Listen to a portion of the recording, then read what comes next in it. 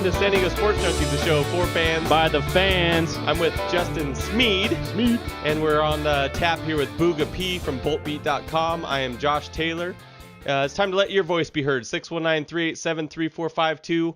Kind of on the off-season program right now. We're going to be talking a little bit of a position outlook, outside linebackers with BoogaP. Going to dive into some Aztecs, some Padre news.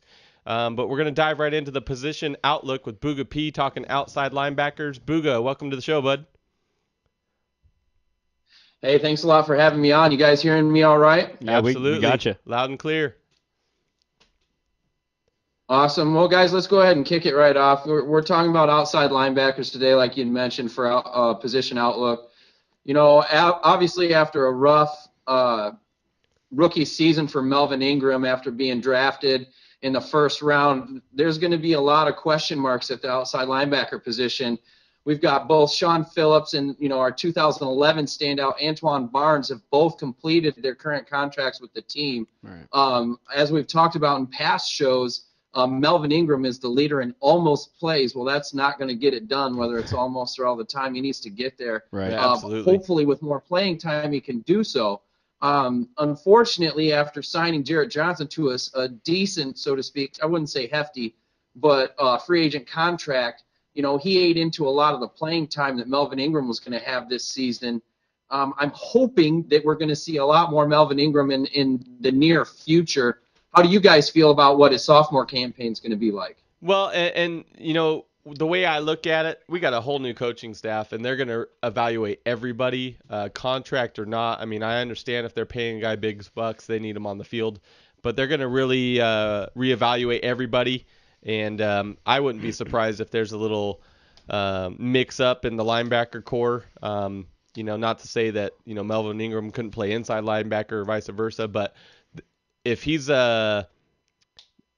doing the job, they're going to find a place for him, whether it's inside or outside or turn him into a D end. I don't know, but they're going to get him on the field any way he can. That's just my opinion. Right, and I agree. I think Booga hit it right on the head. He's the leader in almost plays, but he is a rookie, and we see the growth from a D lineman like Corey Leggett last year from this year to this year, and how much he's just grown as a player. He made so many plays last year for us, for this team. I think Melvin Ingram's going to be that type of player. He has the tools in his toolbox, so to say. Right. He has everything you need to be a dominant player. He just was this close from missing a sack here or picking off a ball there or batting a play down there. It will come to him. The game will slow down. He won't be swimming so much. His head won't be swimming. I think he's going to be a focal point of the defense going forward. I think Jarret Johnson was a solid veteran pickup. I think he brought a lot of veteran leadership from a team that's in the Super Bowl this year. Gains much respect in the locker room. I think some of the moves they made last year were great. Takeo Spikes hung on board. I think he'll be gone, obviously.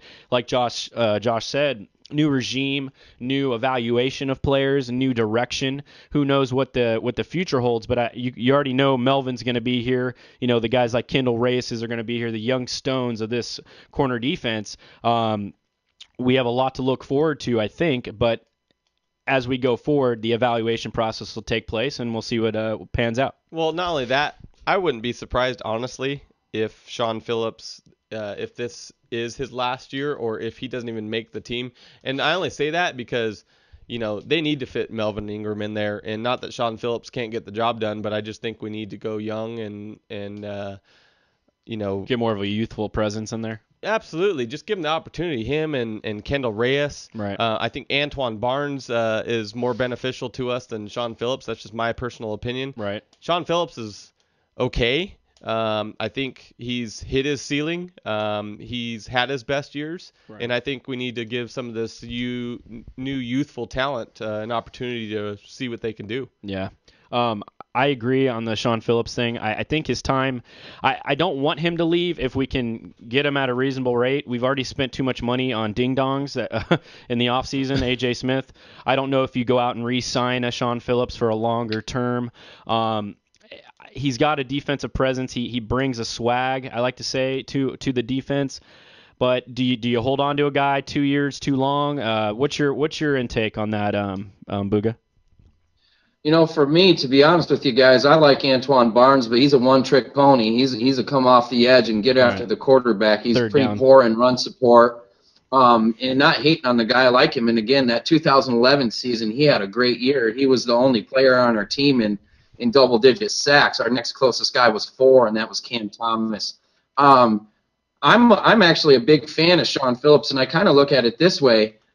With Ingram already starting out on the opposite side from him, if the Chargers are able to re-sign Phillips, we don't need Shaun Phillips to kind of fill that, and obviously they're not the same player, but that Sean Merriman role. We actually kind of hope that Ingram would fill that void, and Shaun Phillips would go back to what would be considered the old Shaun Phillips, that supporting role, the guy who benefits from the guy on the other side making plays. Right. I don't expect Shaun Phillips to get a ton of money on the market. It's not like, well, we all understand his best days are behind him, and I agree with that. But the guy's solid in run support. He's a very heady player. He's one of the leaders of our defense, and quite frankly, I think it'd be quite a big loss if he were no longer a Charger and not re-signed. Yeah, I mean, I guess it all depends on our depth, what we do this offseason in free agency, through the draft. How much improvements Melvin Ingrams of the world's make. Shaun Phillips, I agree with Justin. If we can get him at a discount, I'm all for it because he does still have something in the tank, and he's going to be better than most. But I really like to unleash these young studs and really see what they can do. Right. Yeah, and it's not that I don't like Shaun Phillips or anything. I think that like we were saying, if we can get him at a reasonable price, I think our money needs to be spent in other areas. I think our defense was sufficient enough last year, as we know, Booga. I know he's a big part of that defense. He's been a leader here forever since the Merriman days. Luis Castillo, guys like that. He's one of the only guys left really from those guys, and I would hate to see him leave. I would. I've liked what he's brought in here, but I don't want to keep a guy too long. Just like we did with LT and a couple other players, we a little too long and a little long in the tooth. Maybe too long for our own good. They're out there like Takeo Spikes. Maybe he's a good leader, but he's not the ultimate player like he used to be. Right. So he doesn't bring that presence like he used to have. So I don't know. I'm kind of torn in between, but like I said, you get him at a decent price, retain him. Yes, he'd be a great fit here. Come back to the linebacker core of the San Diego Chargers and presumably help us go to the playoffs again. That'd be great. Booga, do you think that he could play an inside linebacker role, or is he too slow or not big enough to play that position? Well, quite frankly, I mean, he has the size to play either position. I don't see him moving inside, and to be honest with you, in a 3-4, you don't need as much speed to play inside as you do outside, getting after the quarterback. Part of my reason for wanting to bring back Phillips and how strongly I believe in it, it's a necessity, is he already knows the defense, not to mention, we just talked about him and Barnes are guys who are on the last leg of or who have completed their contracts. Larry English, for all we know, he's as good as gone now. That doesn't mean that he was contributing or doing anything other than showing up on the injured reserve report. But, I mean, we don't have any depth there. So, again, that's another hole that is going to have to be addressed while we have this long laundry list of things that need to be taken care of to make this team get to where we as fans in the organization as well would like us to be. Right. Yeah, contending. I hate to go back to the interview I had with AC, but he made it really clear in the interview. He said, I don't know if Shaun Phillips has ever been elite, but he's certainly not now. I mean, he's definitely lost a step. There's no doubt. Now, that losing a step, he still was able to bring in 9.5 sacks last year after missing 3 games, actually the better part of 5 games, but he played in 1.5 of those, if you will. So, I mean, we have enough things to address. Now, of course, that's re-signing him would be filling another hole and bringing in and taking up that cap money. But I'd be pretty disappointed if we didn't bring him back. Right. Well, what do you see in the draft, Booga? As far as we're not going to take a linebacker in the first round. Our focus is on offensive line. So from that standpoint, who do you see as a good fit, maybe in a middle to third to fourth round? Who do you have your eye on? To be honest with you, the depth up front in the first round as far as pass rushers, whether it be somebody as far as a 4-3 defensive end or a guy that would address our kind of need, a 3-4 outside linebacker, it's heavy in the first round. Once you get past the early parts of the second round, there aren't a lot of guys that I'm real fond of. Yeah. A couple of guys, one guy that might be, and I say that loosely, that might be worth an early pick if we weren't able to land someone we wanted at 11 is if we were to trade back in the first round. Marcavius Mingo of LSU, he's extremely raw, but a very big guy, good speed for his size and for the position, great at getting after the quarterback. He's somebody we might consider. But Justin, to touch on when you were talking about, if you're talking perhaps a third round, and it'd take a little bit of slipping, if you will, but Chase Thomas of Stanford, he's another draft possibility. I have a couple question marks as far as his ability to make the transition to the next level, as far as being able to get there in a hurry around these elite left tackles or even right tackles in the NFL. He's projected, again, as a mid-second to an early third-round choice by most analysts out there. But, I think you guys hit it right on the head. We have to focus so much of the draft on getting better up front on the offensive line that if you are going to go defense, it needs to be a bigger hole. For example, an inside linebacker, someone to play next to Butler, or even a strong safety to take the spot of Atari ain't no mountain high enough Bigby.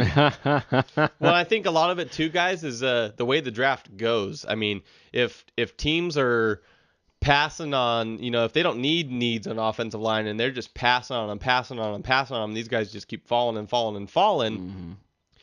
Some of these prime time offensive linebackers could fall to the second round, and then you could kind of gamble. I mean, we don't want to see that per se because we really need offensive line more than anything, but you could potentially gamble if there's a just absolutely stud type linebacker that would fill the Takeo Spikes role in the heart of the defense, and then pick up maybe a trade to get another first round, or get two early second rounds to shore up the offensive line. Yeah, that's tough to move 2 picks into the first round. You're really giving up a lot there, but I don't see. So we don't know how this new brass, quote unquote, will handle this situation. We don't have any track record here, so we're going on a whim. We know that they're going to be looking at offensive linemen. We know that's a priority for this team, but there are other priorities. Who's to say they won't?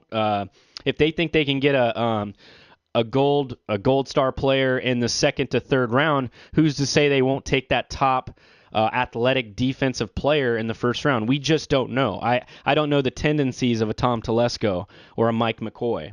What if they get together and say, we just need to take the best player available at this point in time? Well, and you're right. And for argument's sake, let's say that it's not a personnel issue. Let's say it's the offensive line coach was just absolutely horrible. Right. It could totally be that they just need a new coach to get in there and coach these guys up the proper way to do their job. I mean, that might be it. I'm just it's for total argument's sake, but it could be maybe that's their thinking, like Justin said, and they're just going to go for the best player available. I mean, you see it all the time. Right. Yeah, I mean, best player available. Although I kind of lean towards addressing need to a degree, best player available generally leads to great outcomes as far as the effect that player is going to have on the team. Having too many good players at one position is a good problem to have, so to speak. And we had as that far about as the coaching of the ago. offensive line, Gaither couldn't get in there. We played 4 different left tackles and however many right tackles. Hal Hunter and both Mike Sullivan are gone now. Yeah. Mike Sullivan took a job, and Hal Hunter did as well. So we're going to find out exactly what the new regime has planned offensive line wise. But the bottom line is in my opinion, it had more to do with the bodies on the field and the coaching that was available. Hal Hunter is a good offensive line coach, and has the game maybe passed him by a bit, perhaps. But when it comes to offensive line and blocking schemes, there's not too much to be lost in translation when it comes to adjusting to the game. Yeah, let's hope that some of that also falls on the training staff as far as getting these guys physically prepared to go.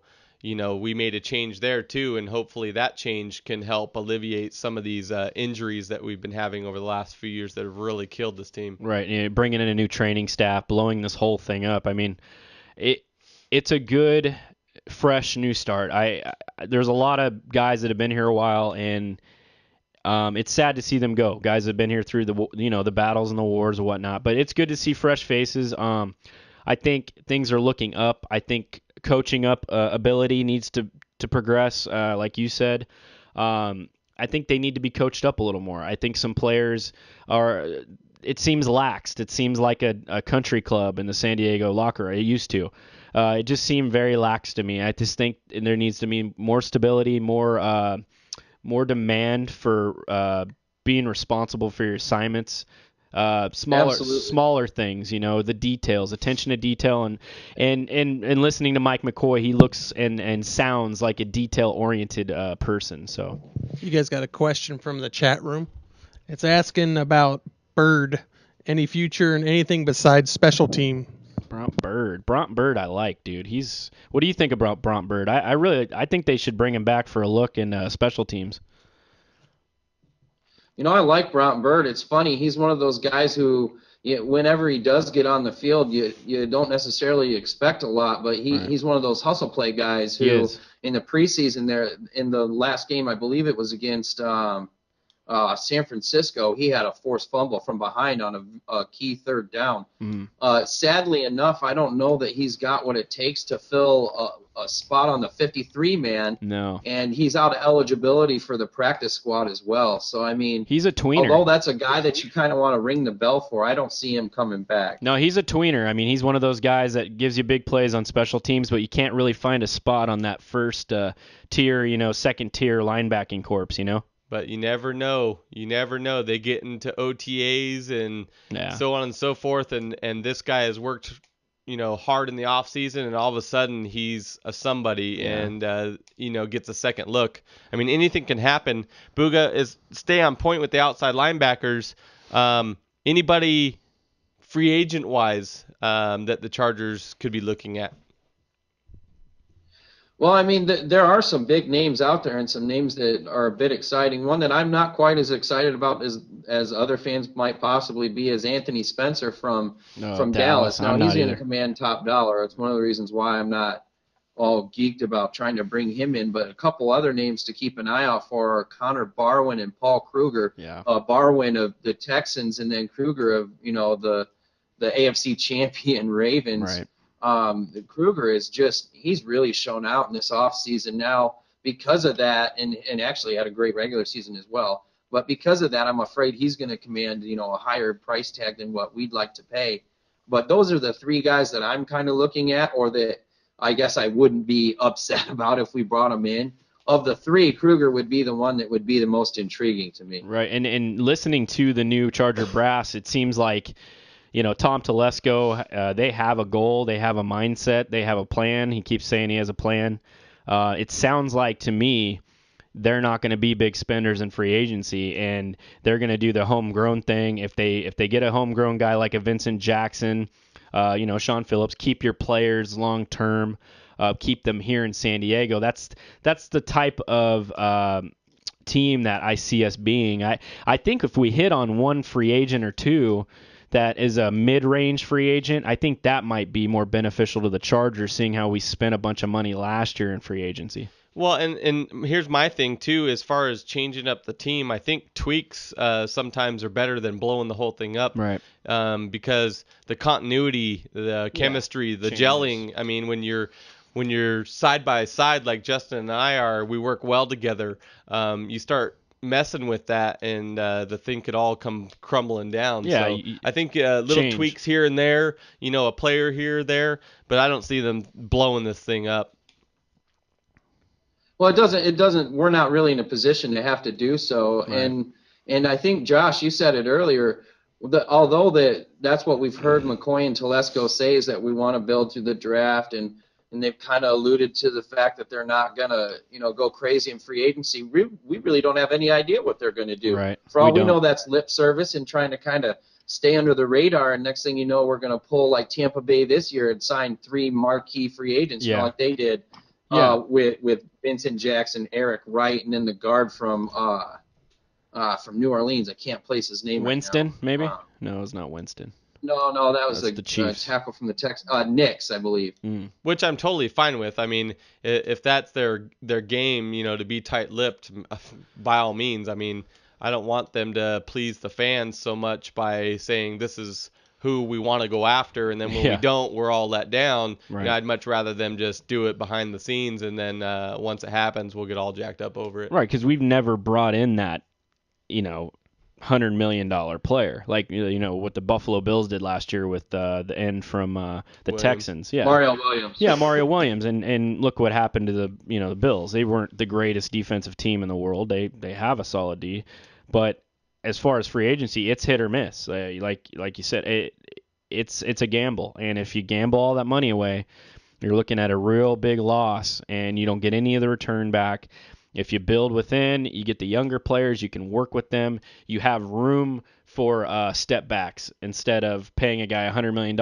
And if he doesn't have that 5 years of instant production, you're not screwed. You know what I'm saying? Yeah, I understand what you're saying. At the same time, I guess I look at knowing baseball and how that works. I think it's a lot easier to grow from within when you have a farm system. Right. You're right. The practice squad holds, what, 6? How many 8. players? How many players is on the practice squad, Booga? 8 guys.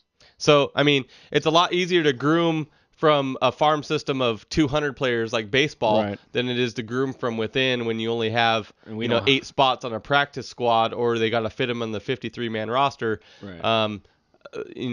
I think football is a more free agent ball game. I mean, unfortunately, grooming from within, if that means getting somebody from the draft and grooming them as your player, I can see that, but you're going to go through his growing pains on the field. Hey, Booga, I think this, if the draft goes the way they want it to go, I think if they get the players that's on their board, you're not going to get all of them, obviously, but if they get some of the guys that's on their board, I think they're going to be less in the free agent market. If they miss on some guys that they really want and can't move up because of whatever reason, moving picks, money, players, whatever, I see them more active in free agency. You know what I'm saying? If they don't hit in the draft, I see them spending a little cash on a couple players.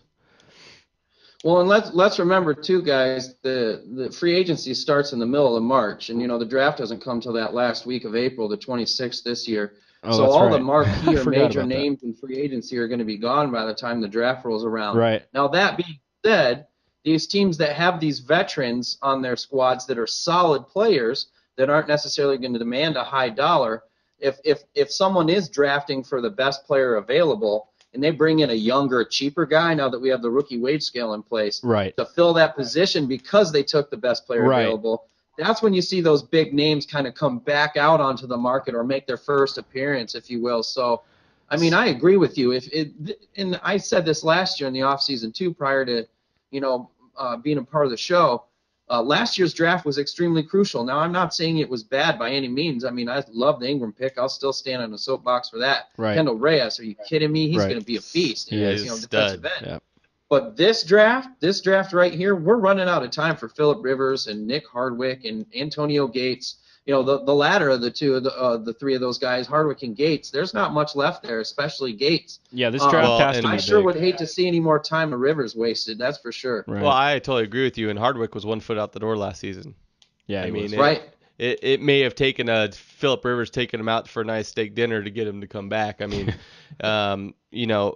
Hardwick we might only have for one more season. Let's be honest here. Yeah, I agree with you. They have to hit on this draft. They have to get 4 out of the 7, 4 or 5 out of the 8, whatever it is, and they have to be impact guys, whether it's on special teams or immediate impact on the offensive line, because you can take a college kid that's a rookie. They do it all the time. You can get a big corn-fed mother trucker in here and guard Phillip Rivers and protect him. You know what I'm saying? And those are instant gratification type of guys. You need those players this year, and we need them desperately.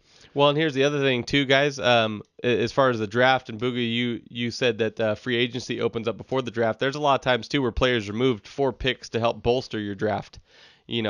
Shaun Phillips, maybe the new regime isn't fond of them, and maybe they say, hey, we can get a second or third round pick for him if we can move him before the draft. I mean, that's a possibility. Right. No, anything can Well, happen. you got to sign him first to be able to trade him. Well, I understand that. So they franchise tag him and then they move him, but that's just hypothetically So if nobody bites, you're stuck with speaking. that tag on him, and the tag for outside linebacker is anywhere between 10 and 12 right now. Yeah. The thing is you're right, and I don't know that we have a lot of pieces that are currently under contract for 2013 that would help in helping us move up or down the board for the draft. But Justin touched on it and said it perfectly, and I'll just add to it. We do need to get those corn-fed mother truckers, and the thing is they don't need to be those sexy picks. They don't have to be a skill position or a guy who's putting points on the board. Right. I think it's going to hopefully be guys that help fill the void that allow us to put points on the board. Yeah, I think it's in the trenches, bro, and I agree. I think that offensive line needs to be revamped immediately, and we need those immediate guys. And whether it's they take first two picks is going to be a left tackle and an interior lineman, then be so. But it's got to happen. It's got to happen this year for Phillip. Like you said, we are running out of time. Booga. Talk to me. I want you to get some rest. I need you to heal up. I want your A game next week. Remember, Twitter pictures, dude. That's good for Twitterland. That's disgusting. I just threw up in my mouth again. Hey, I appreciate all your insight and information, man. We love chatting with you week in and week out. Can't wait to see what you're going to have on the offensive side of the ball next week. We'll touch on that more off the show. Time to flip the script. The what? I said time to flip the script, and we're going to get over to the offensive side of the ball. And I'll try not to yak too much about offensive line because we've done that for the last however many weeks. But we there's can some exciting touch. things that could happen offensively as well. We can touch on that, man. What's that kid name from? His name's Eric something. He's got from like Minnesota or. Guy's huge. They're talking about him in the Senior Bowl. Eric Fisher from Central Michigan. Central Michigan, yeah. This kid, they're just raving about him, and they caught a lot of Charger scouts talking to him, and going over some things with him. So that's a good sign too. I really like to get that kid in here. He's supposed to be the steal of the draft.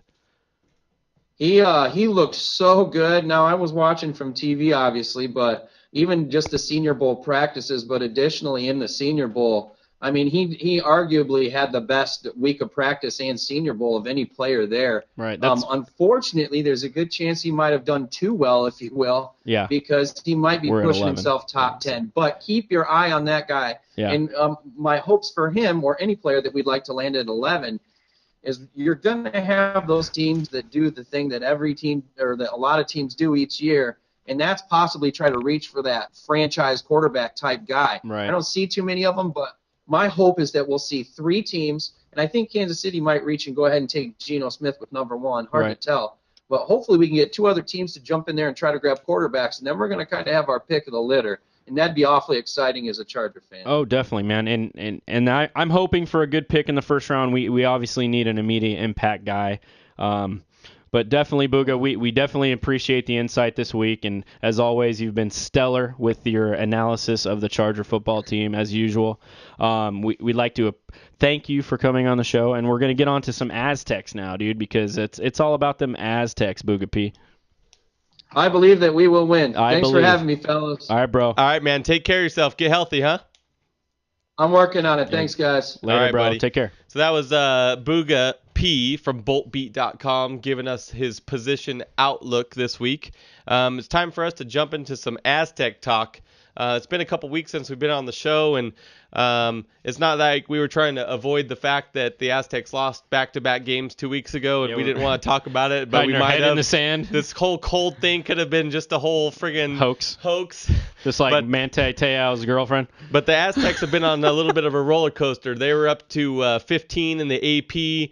Lost a heartbreaker to UNLV, and then followed that with just a embarrassing loss to Wyoming, and followed out of the top 25 altogether. First off, Aztecs losing to our arch nemesis UNLV at home. They just really outplayed us from beginning to end. Yeah, it wasn't a nail biter. by any means. I mean, we did go on a second half run that was pretty good out of the halftime period. I don't remember what the run was Like an exactly. 18-4 Yeah, run. we did very well, and I thought we were going to keep up the intensity. No, didn't happen. UNLV, I have to give them credit. I do. I hate doing it. I hate them. Hate is a strong word. They're definitely our rival, man. I hate giving any credit to them, but their bigs played great that night. They did. On that day, they were the better team. We'll see come conference time, and their bigs are very good. Birch is good. Mosier is good. They have not Kendall Williams. Reinhardt on the outside hitting threes. They have some good players that are veteran players. They've been here. They've done this. They came into Viejas and laid the smack to the Aztecs, which really demoralized me as a fan. But you pick yourself back up. What really got me the next game was in Wyoming, when it was a lackluster performance there. Right. When they put up 9 points in the first half, Josh. Well, and before we jump to Wyoming, the one thing I want to talk about with UNLV, and it's kind of been a story in recent games, is getting out rebounded. Right. And UNLV out rebounded us 43-31 during that game. And it seems that our rebounding efforts need to pick up a little bit because, as we know, good defense turns into good offense. Definitely, and we're a transition basketball team. Absolutely. Those turnovers, man. We go on a fast break, it's done. It's over. We've got the players to go on fast breaks and transition basketball. So once we get back to Aztec basketball, creating turnovers like recently, you'll see the fruits of it. You'll see the points come along. It was just really bad performance against UNLV, against their bigs. Well, that, and I mean, we beat Colorado State, but they out-rebounded us too. They were getting second and third offensive opportunities, right. And Wyoming the same thing. And right. and like you said, the Aztecs just completely fell asleep in Wyoming. Right. I don't know if it was the water or what, but 9 points. They got off the plane and they were sleeping. I think. My God! I mean, I wouldn't want to go to Laramie to play any games. I know. You hear the players. They're not excited to go to Laramie, Wyoming to go play basketball. They call it the loudest, the highest elevation in D1 sports. So they got that to contend with. I'm not going to make that an excuse. They've gone up there plenty of times and gotten a W, but they didn't look good at all. Lackluster is uninspired. No energy. It looked like the guys under the glass for Wyoming were pushing us around. That's what I'm saying, they dominated the boards again. Offensive rebounds, a galore for Wyoming, man. They were putting it right back in the hoop. We couldn't do anything right we couldn't do anything right really against UNLV. We finally got a little run going there to kind of make it close. But Wyoming just kicked our butts, dude. That was just very embarrassing. And Coach Fisher was completely embarrassed about it. I mean, he literally said, "I'm embarrassed. This is completely embarrassing." And he wouldn't even let his players talk to the media after that game. No. And understandably so. I mean, he's got to get their minds right. I mean, because if you go talk to the media and the media is just gonna beat you down to the ground, and it's gonna carry over into our next big matchup. Nevada and then New Mexico. Right, and I'm sure what he was trying to tell his team after this game, these two games, I should say. We're better than this. Well, we're better than this, and they know they're better than this. But look, you're a top 25 team for a reason. You have to come hard every single night. This is because they're coming for you. Yeah, you're not hitting them with a bullseye. You've got the bullseye on your back. You are the ones that are hunted. So you got to come play your best ball against anybody. I don't care if you're playing St. Christian University Junior College. You got to come out swinging, man. You can't get off the plane and score 9 points in the first half. Yep. That irked me and you so bad because we're sitting at 9 flipping points. I've never seen them play so bad in my life. It was just very embarrassing. His message just had to be, you have to be a top 25 team every single night. Well, and then where that leads to is defense. And over the next two games against Nevada and number 15 at the time, New Mexico, we dominated them with defense. Oh, yeah. We held Nevada to 34.5% shooting from the floor, and we bettered that against a really good New Mexico team, and we held them to 25% shooting from the floor. That's the lowest since a game back in the 1970s. That's saying a lot. Very impressive. Against a ranked team, too.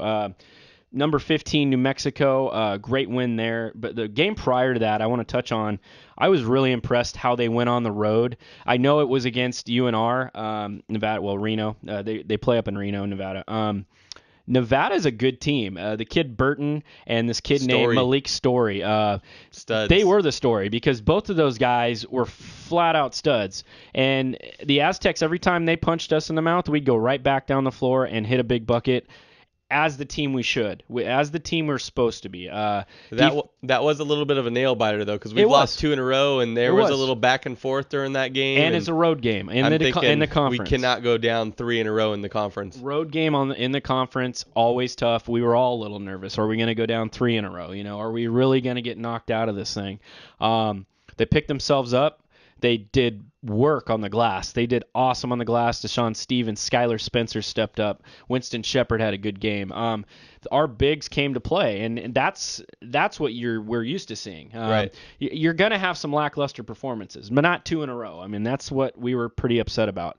But against Nevada, I thought we played a better ball game against a very good team. They're not a great team, but they got players that can play, and they're hard-nosed players. They're gonna put 110% even if their skills aren't that high.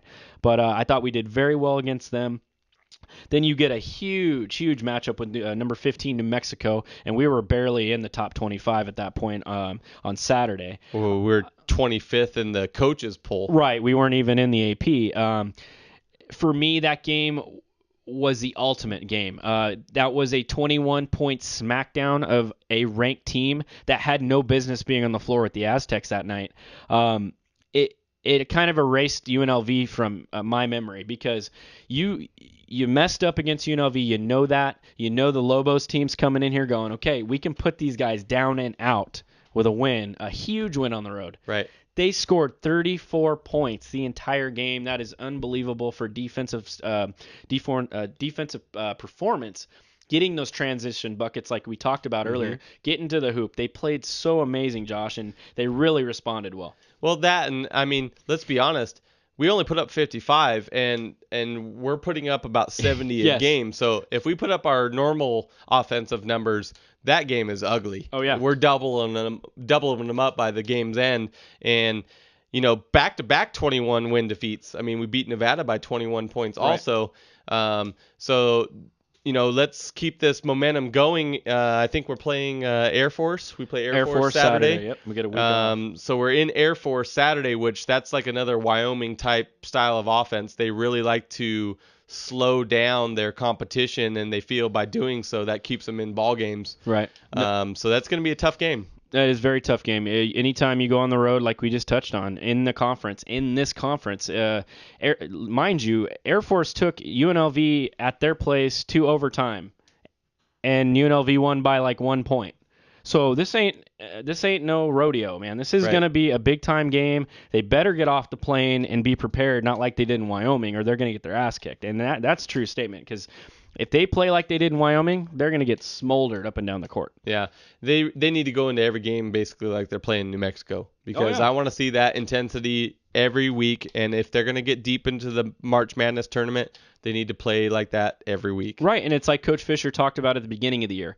We had trouble putting teams away, even if they were a bad team. Cal State Bakersfield. Okay, you're playing Cal State Bakersfield, all right? Put your foot on their throat and end this. Right. Don't let them hang around and have a chance to win. Right. This is conference play now. If you get up 10, increase that to 15, increase that to 20. Keep your defensive prowess up, and let's push it, because they know they're the most talented team in the league. I compare it to UNLV. They're good too, but I think we're the most talented team in the league, not athletic. If Rayhan is the Rayhan that we know he can be, if he's dropping he hasn't even from three-point land, dude, they got to cover Rayhan, Chase Tapley, Jamal Franklin, X Thames. Winston Shepard's been stepping up and being a beast. Winston Shepard's been playing great. J.J. O'Brien had a hell of a game this last game against New Mexico. Mountain West Conference Player of the Week. Yeah. Honors. I mean, in that win against New Mexico, Chase Tapley he got his points in the last 3 or 4 minutes of garbage time. He wasn't productive, and neither was Rayhan again. So we won on the glass, big men in transition basketball. Defense. That's how we won. Yeah, exactly. We did very well on the glass. It was great. Guys, we're going to touch on a little Padre news. Believe it or not, baseball's getting started up here. Pitchers and catchers are reporting on February 12th, so about 2 weeks from now. Then full squads are going to touch in on February 15th. And I don't know about you, Justin, but I'm a little excited that baseball's getting ramped up again. Oh, I can already smell the grass, bro. The hot dogs in the air, getting a cold beer in your hand, watching a big league ball game down at Petco. I'm very excited about the season. I know we haven't really done much in off season for free agent wise. Padres don't really do that, so I'm kind of used to it. But new ownership, fences are coming in. A lot of exciting things happening with Padre baseball.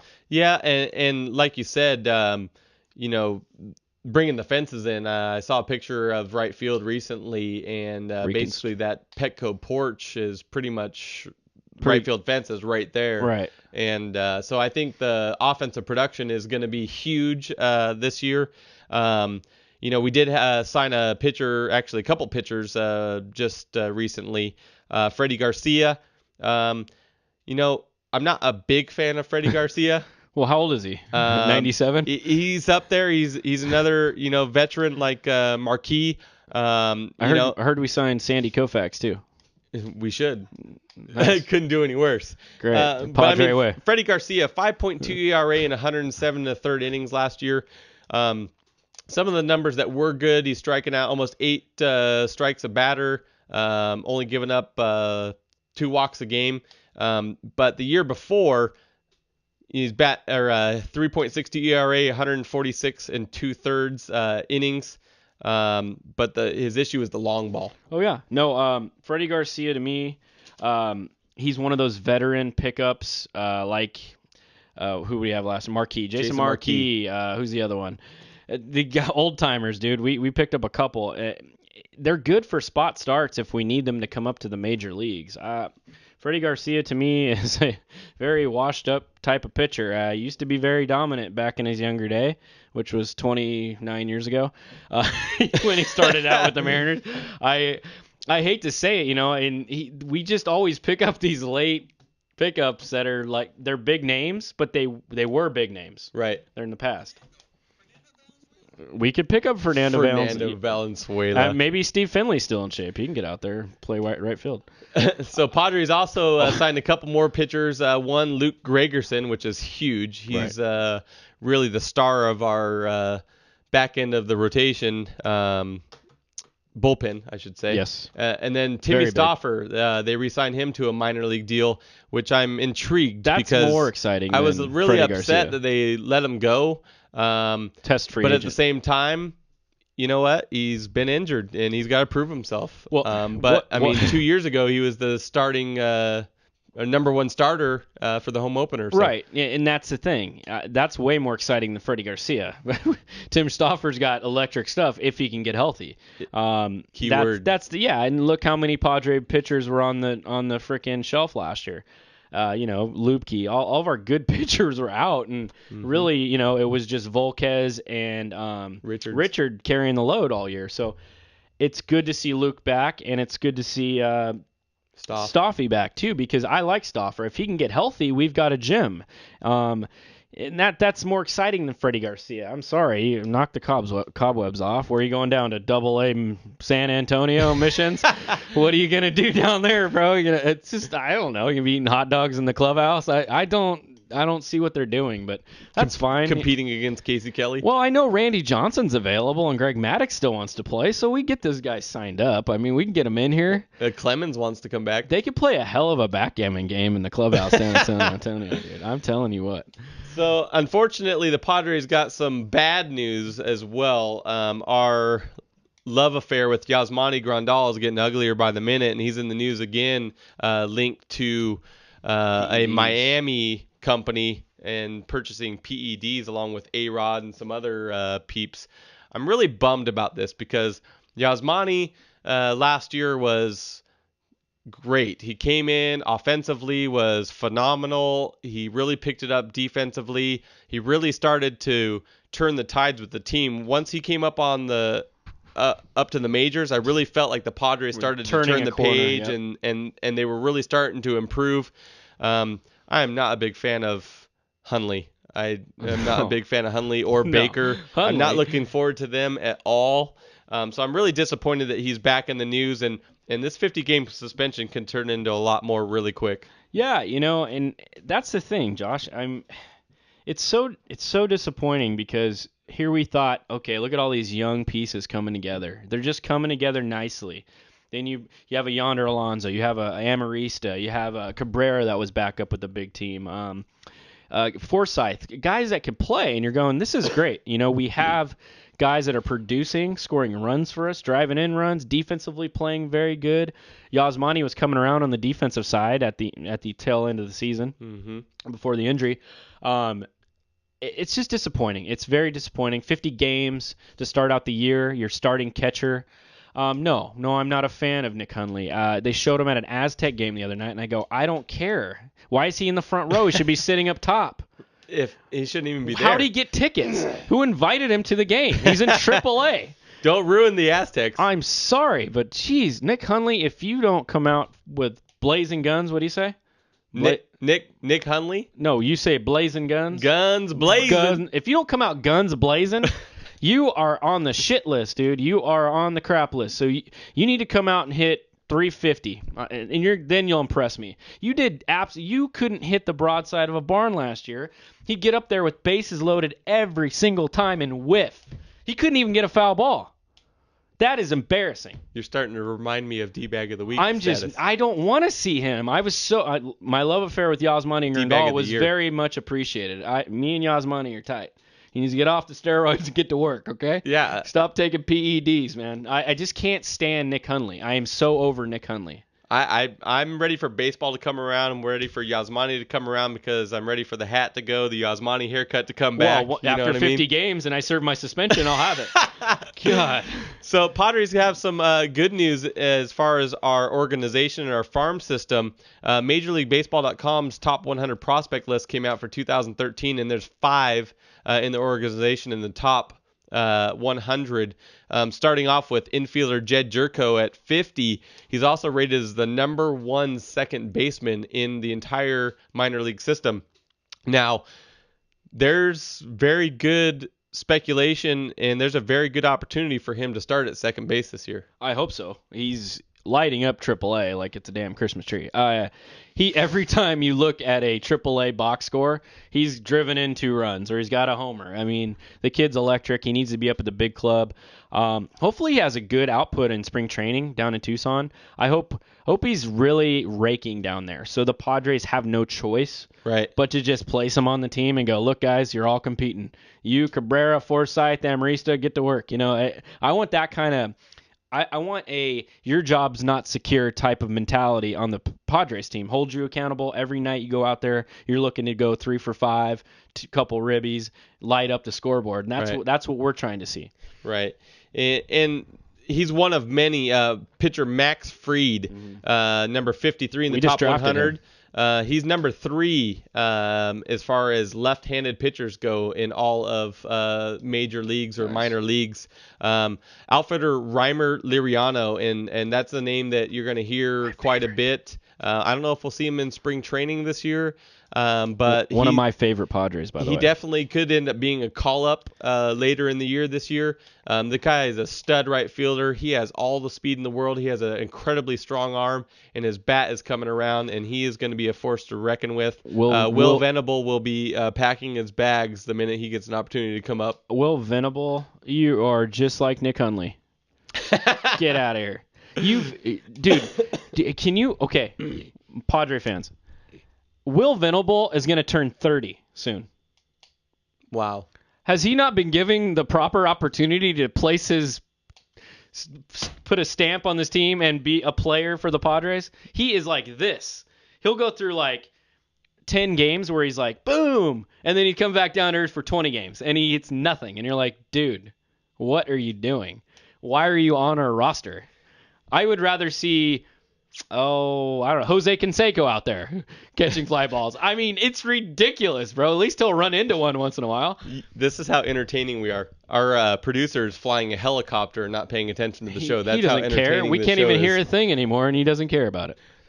So pitcher Casey Kelly comes in at number 69, and then we got last but not least is catcher Austin Hedges at 73. Another one of my He favorite. is another stud catcher. He's ranked number 4 as far as catchers in all the minor leagues. And Nick Hundley, you better watch out. I mean, because Yasmani is going to be coming back in 50 games, and if not, Austin Hedges is going to be taking your job. What do you mean, Nick Hundley?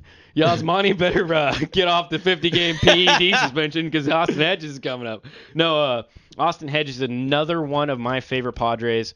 You hear all the best things in the world about Austin Hedges. He's got all the tools. He can hit for power, hit for average. He's a great defensive backstop back there. He calls games very well. He's a young kid. For me, and I just heard too, by the way, Padres are ranked like 3rd or 4th in the minor leagues in catchers depth-wise. They should be. Mark off Nick Hundley's list because he makes it worse. We and would have Baker. been first. And Baker. And John Baker, the Baker man. What do you own, a pastry shop? Get the hell out of here. Who are these people? I don't know. Goodness gracious. One thing I do know is this is San Diego Sports Junkies, a show for fans. By the fans. And guys, we appreciate you guys tuning in. This is Justin Smead. I am Josh Taylor.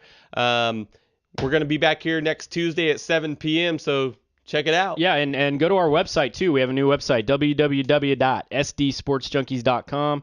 You can check out our latest blogs. Josh has his insight. You can read my Just In columns. They're pretty cool. iPhone app is coming to you soon. I didn't even know about that. It's like a late awesome. Christmas present. This just in. But yeah, go to www.sdsportsjunkies.com. You'll see our beautiful faces there. You can catch all our recent shows, which I know you're dying to see because we're so entertaining. Absolutely, we are. Charger football, Aztec news, Padre news. We live, breathe, die all of San Diego sports, and we're committed to just having fun with you guys and hopefully interacting with you guys down the road. Absolutely, guys. So, again, thanks from San Diego Sports Junkies. We are out.